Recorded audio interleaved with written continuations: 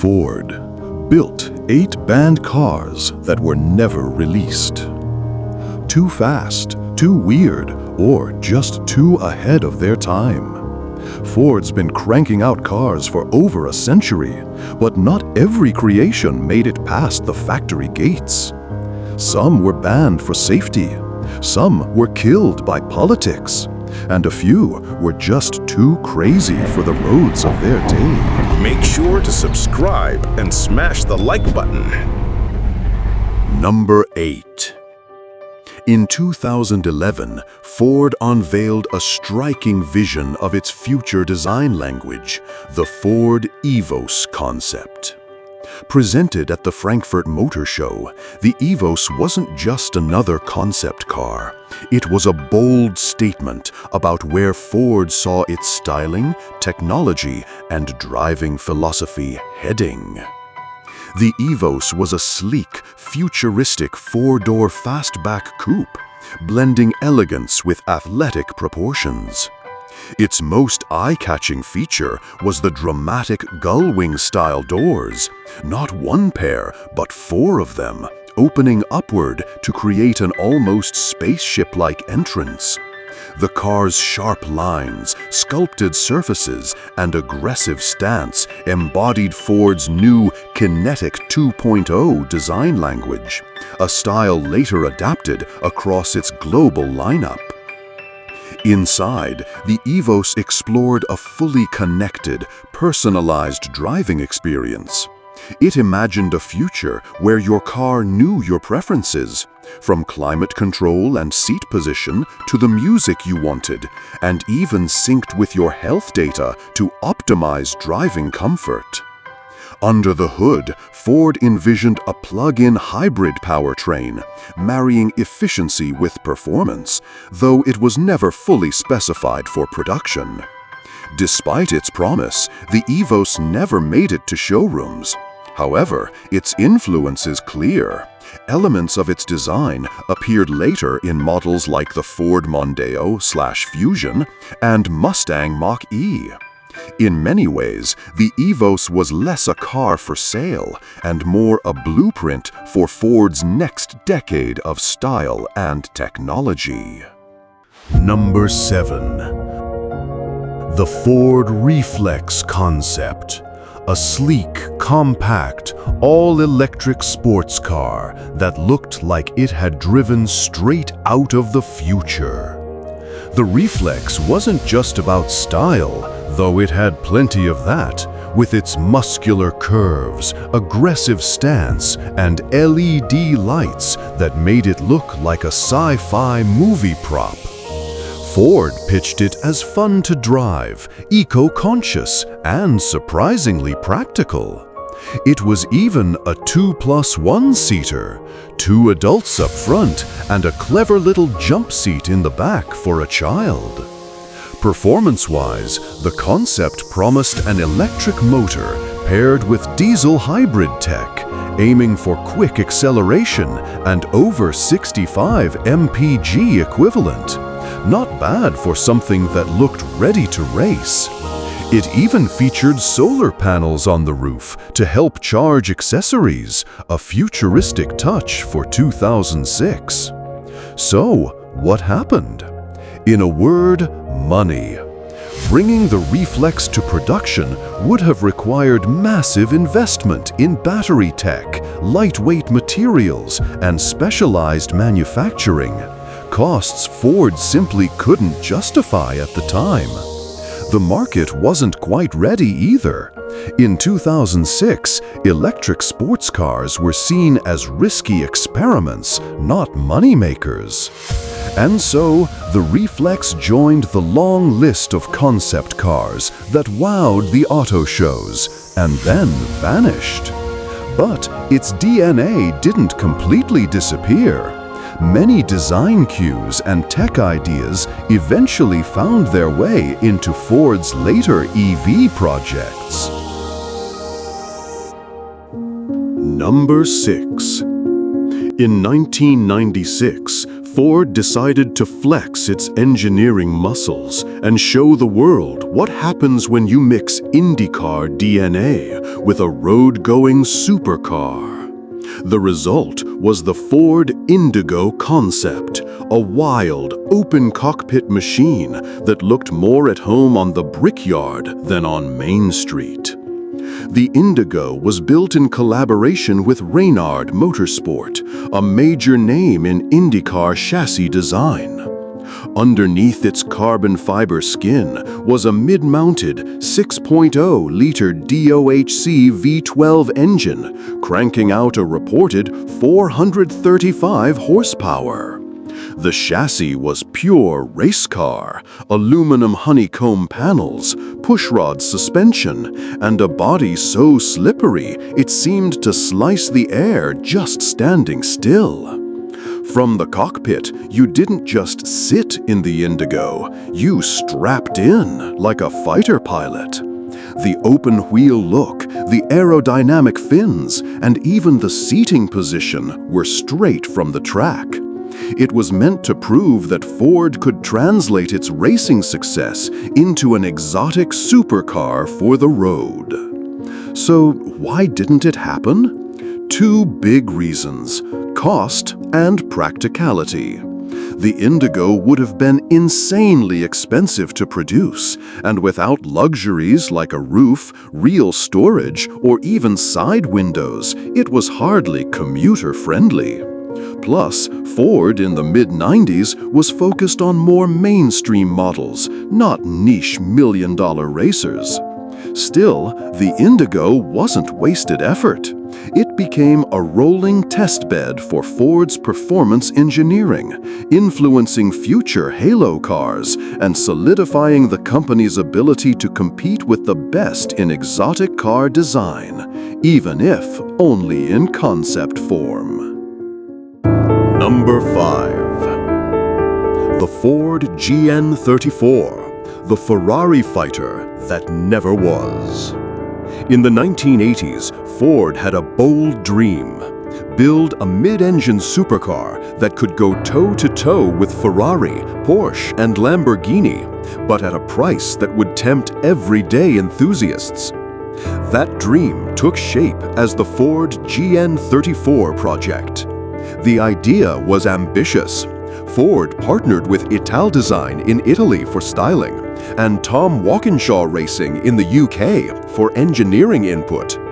The plan was to create a sleek, mid-engine two-seater powered by a specially tuned version of Ford's new 3.0-liter Yamaha V6, the same engine that later gained fame in the Taurus SHO.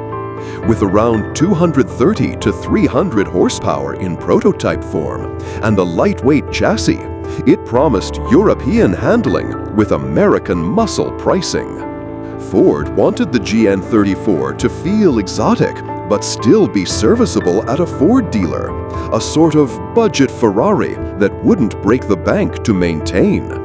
Prototypes were tested in the US and Europe, some wearing deceptive bodywork to hide their real shape. Reports say it handled brilliantly and could have been a serious threat to the Ferrari 308 and Porsche 911 of the era. So, what killed it? Corporate reality. By the late 80s, Ford's budget priorities shifted. The sports car market was shrinking, and the GN34's production costs kept creeping upward. The project was scrapped, and the only remnants of its engineering found life in the 1989 Ford Thunderbird Super Coupe and the SHO sedan. The GN34 remains one of Ford's great what-if cars, a reminder that sometimes the only thing standing between a dream and reality is a balance sheet. Number 4.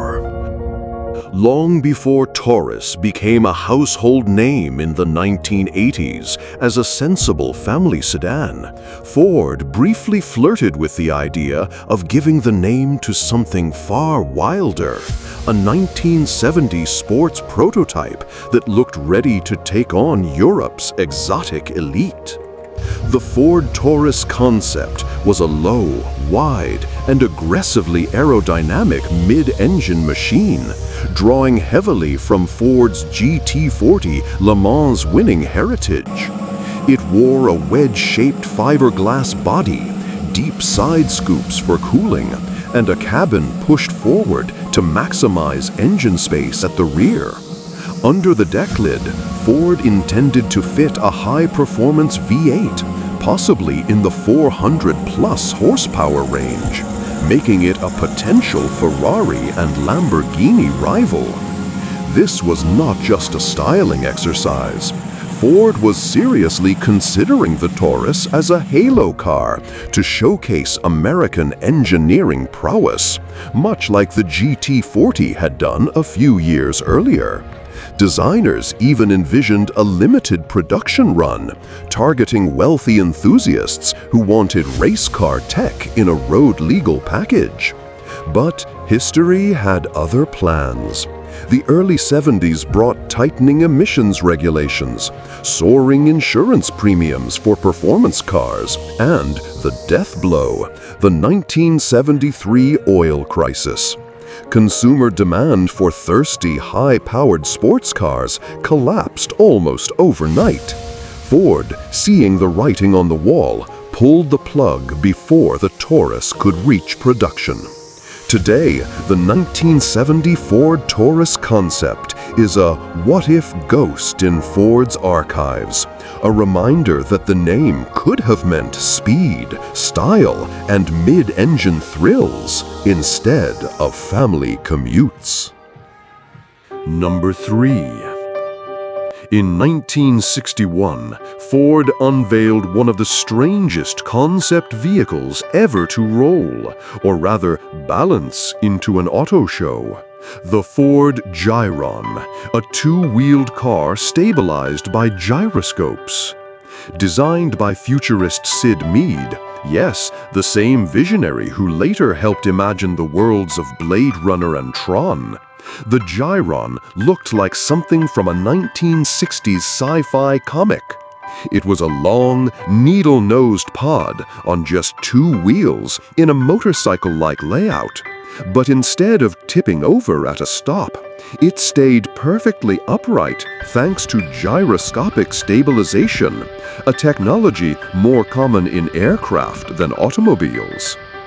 The driver and passenger sat side by side in a bubble canopy cockpit, with a pointed nose and dramatic tail fins giving it a jet-age flair. The idea was to combine the sleek efficiency of a motorcycle with the comfort and safety of a car, and, of course, to wow crowds at auto shows. The Gyron was never meant for production. Ford admitted it was more of a publicity stunt to showcase futuristic thinking and grab headlines during an era when automakers were obsessed with space-age concepts. And it worked. People still talk about it over 60 years later. Number 2. In 1962, at the Seattle World's Fair, Ford unveiled the Seattleite 21, a concept car that wasn't just futuristic, it was an outright crystal ball on wheels. This was Ford's attempt to imagine what driving might look like in the year 2000, and the result was equal parts brilliant and bizarre. The Seattleite 21 featured a modular design. The entire front power unit could be swapped out depending on the driver's needs. Going on a short city commute? Pop in the compact, fuel-efficient front end. Long highway trip? Swap in a larger, more powerful unit. In theory, you could even exchange gasoline engines for gas turbines or electric power modules. Its cabin looked like it belonged on a spaceship. The steering wheel was replaced with joystick-like controls, and the dashboard featured early ideas for digital navigation and traffic guidance decades before GPS. Ford even envisioned the car using computers to suggest routes, monitor weather, and adapt driving conditions automatically. The styling was pure jet-age fantasy. Huge glass canopy, sharp fins, and covered wheels, looking like a blend between a Le Mans racer and a moon rover. It wasn't just about speed and looks. Ford pitched it as an adaptable, future-proof vehicle that could evolve with technology. Of course, none of this made it to production. The modular swappable engine idea proved far too impractical for the real world, and most of the car's tech was science fiction in the 1960s. Still, the Seattle Light 21 stands as a snapshot of the optimism and imagination of its era, when automakers truly believed the future would be sleek, computerized, and infinitely adaptable. Number 1. In 1958, at the height of American atomic age optimism, Ford unveiled one of its most daring concept cars yet, the Ford Nucleon. The idea? Forget gas stations. This futuristic car would be powered by a miniature onboard nuclear reactor, like those found on a submarine or aircraft carrier, but small enough to fit in the trunk. The plan was simple in theory and outrageous in practice. The Nucleon would carry a compact uranium-fueled reactor capable of traveling thousands of miles without refueling. When the fuel ran out, there would be no need to refill the tank. The entire reactor module could be replaced at a special station. Ford imagined this would make long-distance driving virtually maintenance-free. Stylistically, the Nucleon looked like a spaceship on wheels, with a long, low body, huge tail fins, and a cockpit positioned well forward of the reactor for safety. Passengers rode in the nose, like the crew of a lunar module, because, well, radiation. Of course, the reality was different. In 1958, miniaturizing a nuclear reactor for a car was pure science fiction. Shielding alone would have made the car as heavy as a house, and no one had any idea how to make it crash-safe. By the 1970s, the dream had faded as the risks of nuclear power became clearer. Still, the Ford Nucleon remains a perfect symbol of the techno-optimism of the 1950s, a time when automakers believed the future would be nuclear-powered, reliable, and incredibly stylish. Subscribe to the channel.